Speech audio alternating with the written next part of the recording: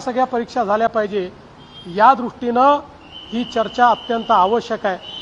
खरं म्हणजे आपल्याला कल्पना आहे यूपीएच्या सरकारच्या काळामध्ये 8,000 कोटी रुपयाचं केवळ देशाचं बजेट होतं, ते आता 1,39,000 कोटीचं मोदीजींनी केलं आहे।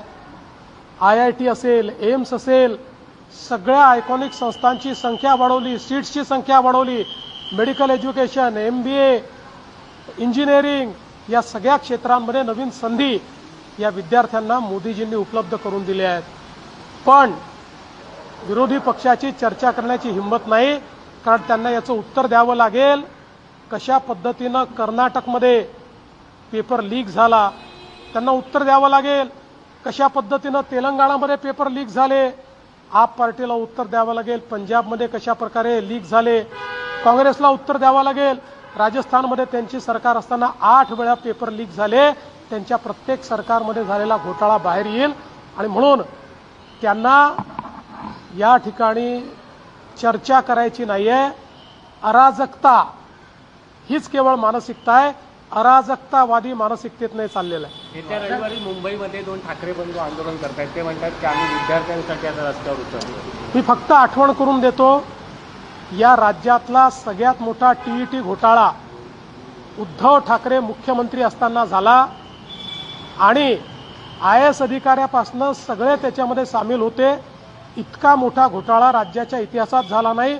एवढंच नाही तर त्यांच्या मंत्रिमंडळातल्या मंत्र्यांवर थेट आरोप लागले।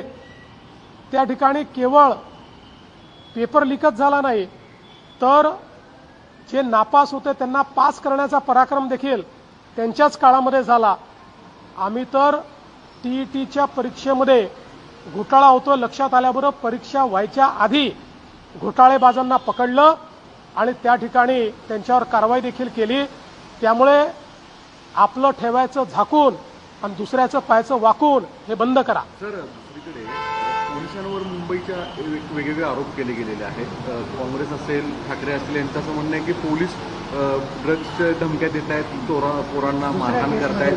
तुम्ही याची चौकशी केली आहे, काय आहे? असा एक व्हिडिओ समोर आलेला आहे, त्याची चौकशी चालली आहे, पण चौकशी सुरू असताना त्या पोलिसावर कारवाई करण्यात आलेली आहे आणि त्याला त्या ठिकाणी पोलीस स्टेशनमधून काढण्यात आलेलं आहे आणि चौकशी चाललेली आहे। अनेक ठिकाणी पोलिसांवर सुद्धा मोठ्या प्रमाणामध्ये मारहाणीचे व्हिडिओ समोर येत आहेत, याच्यामध्ये राज्यात सुद्धा। दुर्दैवाने काही लोक या आंदोलनामध्ये ज्या प्रकारे दगडफेक करत होते, पोलिसांवर हल्ला करत होते, मला असं वाटतं की ते कुठल्याही पद्धतीनं विद्यार्थ्यांच्या मागणीकरता आलेले नव्हते, तर या आंदोलनाचा फायदा घेऊन आपल्याला अराजकता कशी तयार करता येईल या मानसिकतेचे लोक तिथे होते।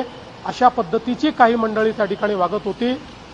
मला असं वाटतं की जे आंदोलन करतायत त्यांनीही अशा प्रवृत्तीकडे लक्ष दिलं पाहिजे। सर, ठाकरे ब्रदर्स छात्रों के पीछे खड़े हो रहे कह रहे हैं कि इस आंदोलन को हम बड़ी ताकत से आगे बढ़ाएंगे। देखिए, वो केवल अपनी पार्टी का अस्तित्व ढूंढ रहे हैं। उनकी पार्टी की जमीन छूट गई है, उनको लगता है इस आंदोलन के माध्यम से उस जमीन को वो वापस तलाशेंगे।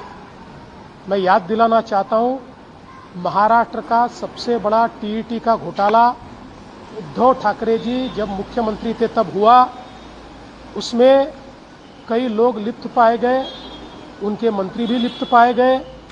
इतना ही नहीं तो उनके काल में हमने ये भी देखा कि पीछे से रिजल्ट में मार्क्स बढ़ाकर रिजल्ट चेंज करके और लोगों को पास किया गया। अब किस मुंह से वे यहाँ पर इस बात के लिए बात कर रहे हैं, ये केवल राजनीतिक जुमला है। मुंबई की बात करें तो कुछ वीडियो मुंबई पुलिस के वायरल किए जा रहे हैं और ये कहा जा रहा है कि पुलिस दूसरे मामलों में विद्यार्थियों के फंसाने की बात कर रही ताकि वो प्रोटेस्ट करने सड़कों पर न उतरें। एक वीडियो सामने आया है जो बिल्कुल गलत है, हम उसकी निंदा करते हैं। तुरंत उसके ऊपर कार्रवाई की गई है और पूरे मामले की सत्यता की जांच चल रही है। राजनेताओं के बाद अब कुछ सेलिब्रिटी सड़कों पर उतर रहे हैं छात्रों के कंधे पर पैर रखकर, जिससे हंगामा और बढ़ रहा है।